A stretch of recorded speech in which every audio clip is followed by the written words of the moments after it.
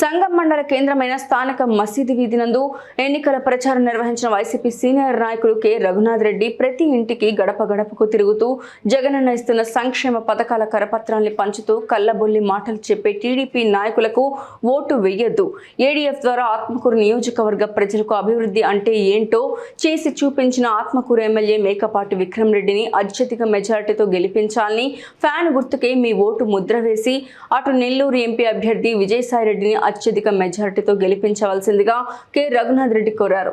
తెలుగుదేశం అధికారంలోకి వస్తే రాష్ట్రమంతా శూన్యం. రాష్ట్ర ప్రజలకు సంక్షేమ పథకాలు ప్రతి ఇంటికి చేరాలంటే రాష్ట్రంలో మళ్లీ జగన్మోహన్ రెడ్డి ముఖ్యమంత్రి మరియు ఆత్మకూరు శాసనసభ్యునిగా విక్రమ్ రెడ్డిని గెలిపించి మంత్రిగా వారిని చూడాలని ఆత్మకూరు నియోజకవర్గ ప్రజల కోరిక నెరవేరాలని కోరుకుంటున్నాను. అసెంబ్లీ పార్లమెంట్ ఎన్నికల్లో మా అసెంబ్లీ అభ్యర్థి మా ప్రీతమ నాయకులు శ్రీ మేకపాటి విక్రమ్ రెడ్డి గారిని, అదేవిధంగా పెద్దలు విజయసాయి రెడ్డి గారిని గెలిపించాలని ప్రతి ఇంటికి వెళ్ళి వాళ్ళ ఆశీర్వాదాన్ని తీసుకునే ప్రయత్నంలో మేమందరం నాయకులు కార్యకర్తలు అందరం కలిసి కూడా మసీదు వీధి కొత్తూరులో ఈరోజు ఇంటింటి ప్రచారం స్టార్ట్ చేయడం జరిగింది. ఎక్కడికి వెళ్ళినా కూడా ఈ ప్రజలందరూ కూడా జగన్మోహన్ రెడ్డి ముఖ్యమంత్రి చేసేదానికి సిద్ధంగా ఉన్నారు. అదేవిధంగా మన విక్రమ్ రెడ్డిని కూడా ఆశీర్వదించి పెద్ద మెజారిటీతో ఇవాళ ప్రజలందరూ ఎక్కడికి వెళ్ళినా కూడా మాకు అన్ని పథకాలు అందాయి, ఇంటింటికి రేషన్ అనేది, ఇంటింటికి పెన్షన్ అనేది, మాకు వైఎస్ఆర్ చేయూత వచ్చింది, వైఎస్ఆర్ ఆసరా వచ్చింది, అమ్మ ఒడి వచ్చింది, ప్రభుత్వ సేవలు నేరుగా ఇంటికి తీసుకొచ్చి ప్రతి వాలంటీర్ మాకు అన్నీ అందిస్తూ ఉన్నాడు. అదేవిధంగా మాకు ఇంటి స్థలాలు వచ్చినాయి, ఇళ్ళు కట్టించారు, అనేక కార్యక్రమాలు.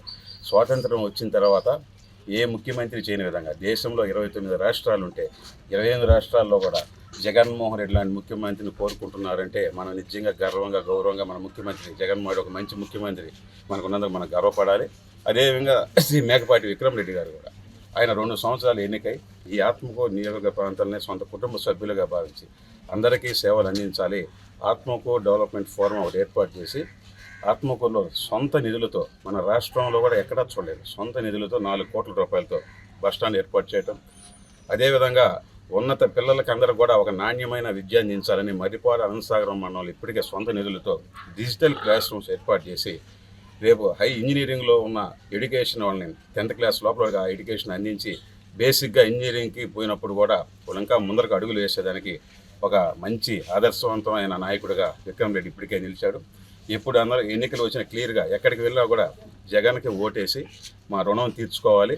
అదేవిధంగా మన ఆత్మకూరు ప్రాంతంలో ఒక మంచి భవిష్యత్తు ఉన్న నాయకుడు విక్రమ్ రెడ్డి గారు సుమారు 25 సంవత్సరాలు రేపు ప్రభుత్వం వచ్చిన తర్వాత ఒక ఉన్నతమైన స్థితిలో విక్రమ్ రెడ్డి గారు ఉండటం ఖాయం. ఒక మంచి పదవి వస్తుంది విక్రమ్ రెడ్డి గారికి.